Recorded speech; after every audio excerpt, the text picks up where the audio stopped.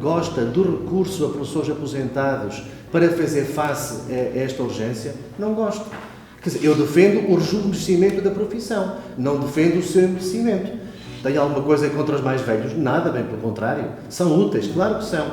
Agora, se me colocar no papel de encarregado de educação, se me colocar no papel de pai, de mãe, de aluno, prefiro ter aquela turma com um professor que está em vias de se aposentar ou que se aposentou o ano passado ou há 2 anos e garantir que aquele aluno tem efetivamente aulas, ou defendo que não quero esses professores na escola e, portanto, é preferível não estar.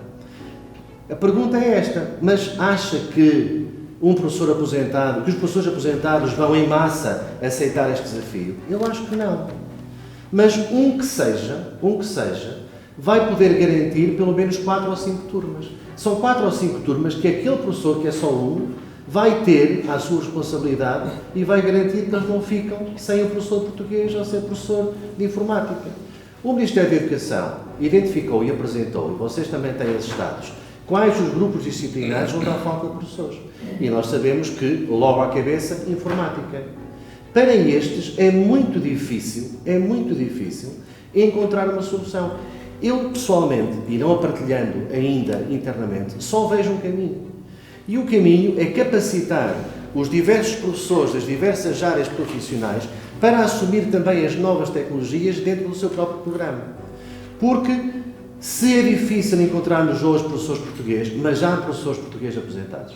Se é difícil encontrar professores de Fisicoquímica, de Geografia, de História, mas ainda os já aposentados, ou aqueles que estão em vias de se aposentar e que podem querer continuar, onde é que eu vou encontrar pessoas de informática nessas condições? Não existem. Portanto, vou assumir que não vai haver professores de informática para esses alunos ao longo de todo o ano. Não pode ser. Portanto, a escola também, por si só, tem que ter os recursos humanos necessários para poder gerir da melhor forma e dar resposta a essas necessidades. Não podemos deixar que alunos, à semelhança de anos anteriores, porque hoje fala-se muito disto, eu pergunto, e o ano passado quantos milhares de alunos tiveram o ano inteiro sem aulas?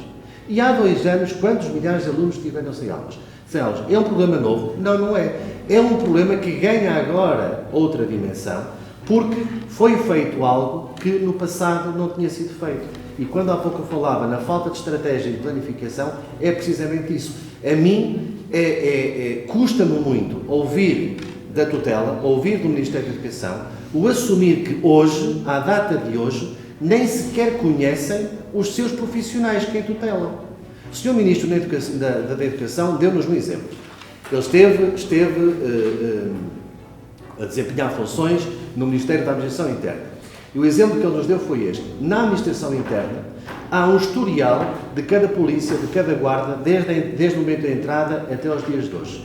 As funções que desempenhou, os cargos que desempenhou, a avaliação que teve. Há um historial todo. Está todo digitalizado e é acessível a qualquer momento. No caso dos professores, e foi algo muito estranho para o Sr. Ministro, no caso dos professores, de cada vez que um professor muda de escola, tem que se fazer acompanhar, ou a escola para a qual vai, tem que ser enviada para essa escola todo um conjunto de dossiês que registam aquilo que foi o desenvolvimento profissional destes professores. Não faz sentido, numa era em que já estamos a falar e a debater a inteligência artificial, imaginar que o registro biográfico, o processo de cada professor, ainda é feito em papel e que quando se quer aceder à informação não se sabe. Já no governo anterior, o Sr. Ministro da Educação, João Costa, nos dizia algo que para ele também parecia ser impossível. É que o Ministério da Educação tinha informação de professores que tinham 50 anos de idade, mas já tinham 40 anos de serviço, ou seja, tinham começado a trabalhar aos 10. Só que não é um caso pontual, são muitos os casos. E isto leva-nos ao ponto em que, num período em que é necessário recuperar o tempo, é necessário validar o tempo de serviço dos professores, é necessário olhar para cada um destes casos.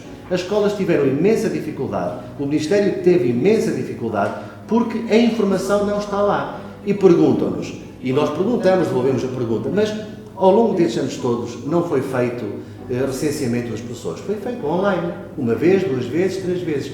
Não foi criada uma aplicação que era para os professores colocarem lá também toda a informação.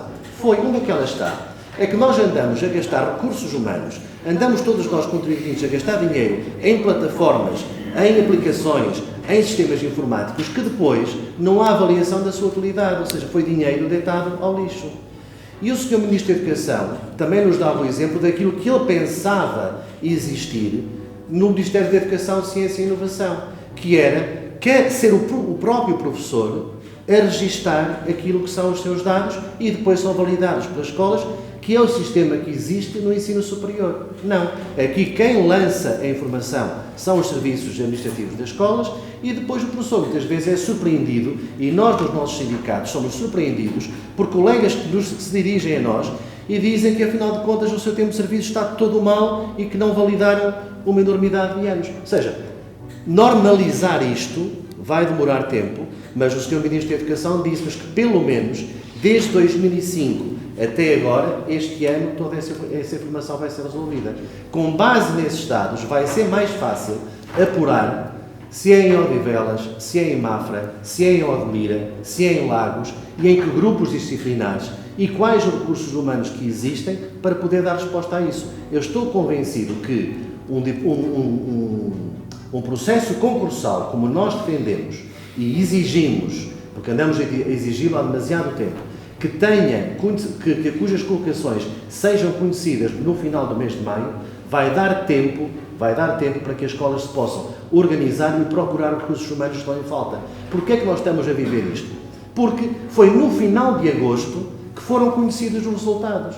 Há escolas que ainda hoje, depois da primeira reserva, da segunda reserva, ainda lhes falta professores. Mas se os resultados tivessem sido conhecidos no final do mês de maio, tinham junho, julho, agosto, tinham 3 meses para dar resposta a estes problemas.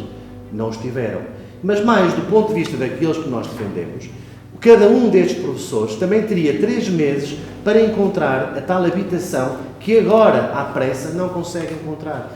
E nós perguntamos ao Ministério da Educação, mas é imprescindível, qual é a justificação para que os resultados dos concursos só se conheçam em agosto? Ninguém nos consegue dar uma justificação, porque não há justificação. Estes resultados têm que ser conhecidos no final do mês de maio, se fosse possível antes, ainda melhor. E não é verdade aqueles que argumentam dizendo que as escolas nessa altura ainda não sabem as necessidades que vão ter no ano seguinte. Sabem com toda a certeza. Pode haver uma variação de 2, 3, 4, 5%, mas sabem que vão precisar de 10 professores de matemática, de 8 professores de português, sabem perfeitamente quais são os recursos humanos que precisam. Não há argumento, não há justificação para este desnorte que se vem arrastando há mais de 2 décadas.